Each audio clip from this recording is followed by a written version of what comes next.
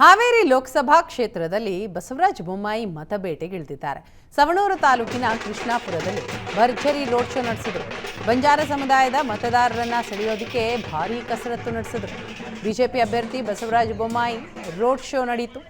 ಬಂಜಾರ ಸೇವಾಲಾಲ್ ಮಠದ ಆವರಣದಲ್ಲಿ ನಡೆದಂತಹ ಬೃಹತ್ ಸಮಾವೇಶ, ಸಾಂಪ್ರದಾಯಿಕ ಉಡುಗೆಯೊಂದಿಗೆ ಮಹಿಳೆಯರು ಕೂಡ ಭಾಗಿಯಾಗಿದ್ದರು.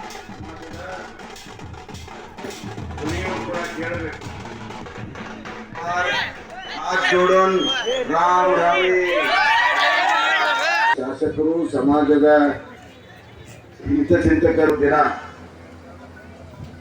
ಹಲೋ ನನ್ನ ಆತ್ಮೀಯರು ಮತ್ತಿಲ್ಲಿಯ ತಾಂಡ ಮನುಷ್ಯನ ಸಮಾಜದ ಧ್ವನಿಯೂ ಕೂಡ ಕೇಳಬೇಕು.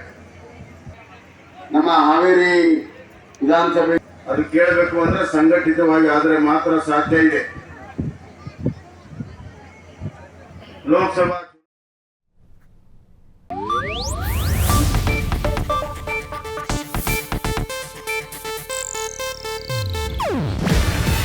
ಇದು ಏಷ್ಯಾನೆಟ್ ನ್ಯೂಸ್ ನೆಟ್ವರ್ಕ್ ಪ್ರಸ್ತುತಿ.